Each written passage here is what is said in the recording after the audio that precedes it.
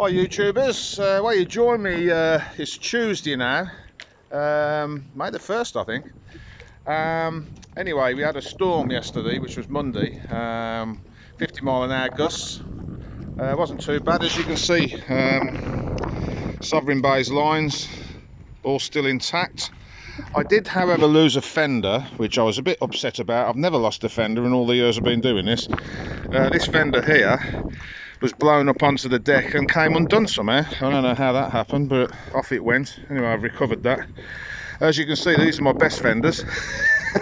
Now for when I go travelling, because you don't want to be putting dirty fenders next to somebody's £1 million Princess, do you? You know. Yeah, all these fenders along here are second-hand ones that I've picked up along the way, and they're good enough for the mooring. So yeah, this is the outside of Sovereign Bay, because a few people have asked me again about the boat, and yes, there is a picture, video of it. If you scroll down my site, you'll see it, but we'll do it again. She's a 1981 38-foot Princess 38. She's got davits on the back to carry Elaine the dinghy. There's where that fender is where I can hook the motor up when I'm travelling.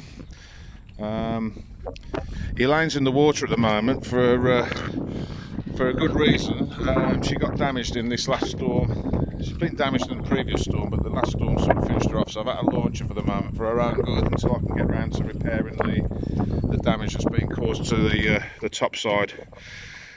Anyway, here we have some steps. These were made for a friend of mine, Tom Halloran, who loves to come and have a cup of tea with me. So he was having trouble getting on board, so Andy and Jenny of A&J Thomas Boat Builders. Andy and Jenny specialise in restoring, repairing wooden boats, and they build wooden boats as well. They got to find out about this, and Andy said, well, we've got some wood, we can help you do that.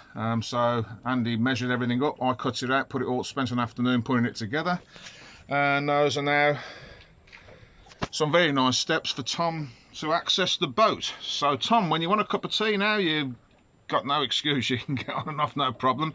And I'm going to take Tom out as soon as the boat's mobile again. So yeah, this is the stern, looking out to the back of the boat.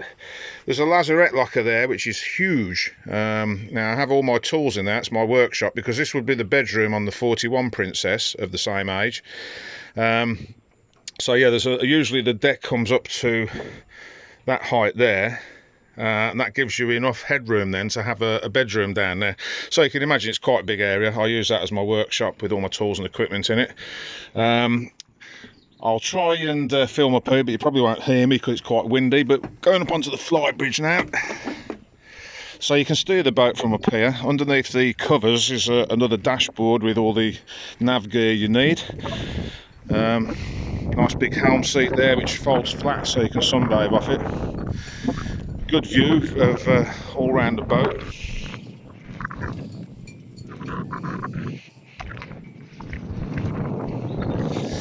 Down there I'm going to be putting a table soon. That was another seat, but I'm taking it out.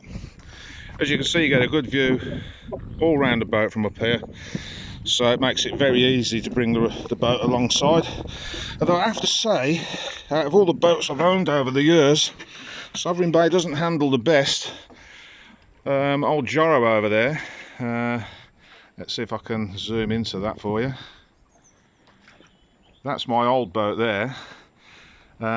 She's about 8 to 10 feet shorter than this boat, but handled superbly. I could make her pretty much sing and dance.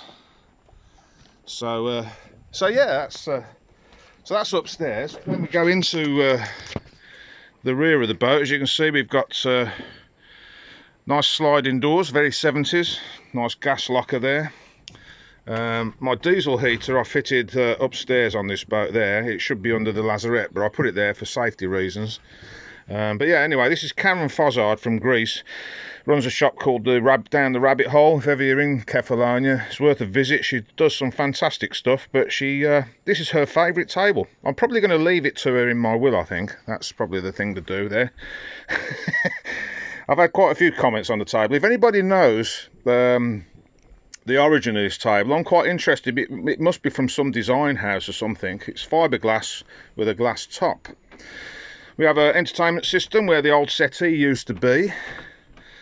Superb model that my dad made me of one of my first boats that I lived aboard, Rambling Rose, which was the family's boat, but I brought it off my parents. Bench seat in there. I'm after a cream corner settee to take the cushions and the leather off. We're going to modify all this and make it a bit more comfortable, because it's not overly comfortable when you're living aboard. And then we've got the downstairs helm. As you can see, you get a wonderful view from the Dart when she's alongside here in Gampton. Got all my nav aids there, depth finders and radar. Laptop with a GPS on, so I can download the latest charts and know where I'm going. So we don't really need all this stuff anymore now. You can do it on there. All you really need is your depth finder. I've got another one over there. Got my Navtex, which gives me my weather there. So that's the downstairs helm. Then moving right along, you've all seen this on my YouTube videos. The galley, got 2 sinks running hot and cold water, a 4-burner hob, big oven, high level oven, and a fridge freezer down there. Then we'll go along into here. The dehumidifier, a must on anybody's boat really, I would think. Now we've got Tin Ribs' bedroom, which she shares with my daughter really. Charlie, although Charlie's never actually stayed on there. Tin Ribs did come and stay. I've tidied this up quite a bit. Last time I did the video it was a bit of a junk room. But yeah, there's my dry suit, kindly donated by A&J Thomas Boat Builders. Andy found out I didn't own one and suggested that he'd got a second-hand one I could have. Absolutely fantastic. Whenever I put that on now, I'm usually naked in it. Not for any kinky reason, you understand. But because they're so flipping warm. Very good, especially when we've got a storm like we had yesterday. You have to go out. Then we've got all my wet gear hanging there, waterproofs and stuff like that, life jackets, wardrobe for the guest cabin. And then as we come out the guest cabin, directly opposite, we've got a guest heads, which is consists of a shower and a toilet, sink and cupboards. Very well laid out for its age, this boat really. This is why I wanted one. And then we've got my quarters, which is it's got the king size bed in there. There's an escape hatch above which lets lots of light and air in. We've got a big wardrobe there, and then in here we've got another shower en suite.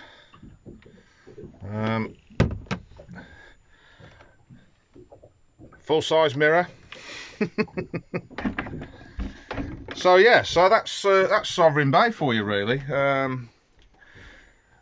As I said, you know, I always wanted a Princess 38 from when I was a little boy, and me and my dad used to go to the boat shows and I'd see these things, and yeah, a bit of a dream for me really. I know she's an old girl, but I love her to bits. And the Ford diesels, the mermaids, yeah, they do smoke. They smoke so badly you can't see the back of the boat when it's cold. Once she warms up, she's fine. It's just one of those things that the mermaids always did do. You always tell a Ford on a marina because there'll be lots of smoke. The old Volvos tend to do that, though, having said that. So, yeah, that's the boat. The storm didn't do too much damage on the on site. So what the next question I was asked was Greece. Well, yeah, I did want to take the boat over there through the French canals. I thought it was going to be, you know, the last hurrah. I'm 62 on the 14th of this month. So yeah, my plan was to, when the pension kicked in, was just to take off and see if I get the Kefalonia. But unfortunately, Brexit has killed that dream.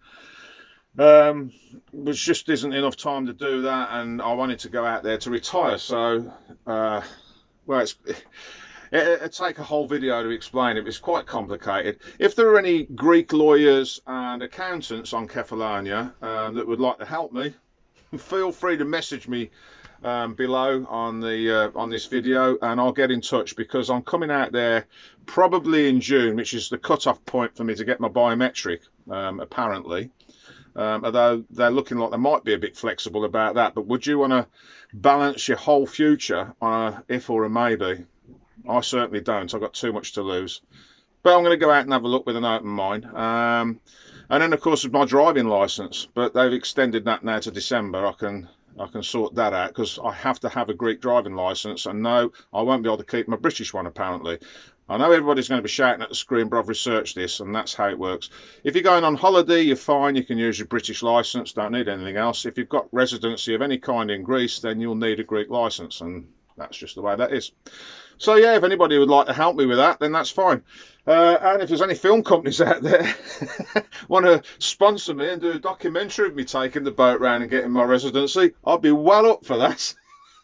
I just can't see that happening somehow. So it's back to the grindstone for me. So, thanks for subscribing, all the people that have. Hit the like button, that makes a big help to me. Any comments? I don't mind the comments, I quite like them, and I will answer quite a few of you. I just don't like the political ones, so you can forget that. You just get ignored. Yeah, I'm over the moon. We've got 306 people now, I think, that are subscribed, and I have thousands of people watching. I just can't believe that people would like to watch an idiot like me. Anyway, have a nice day. Speak to you all soon when I've got something more interesting to do. Hit like, hit subscribe, and thanks for watching.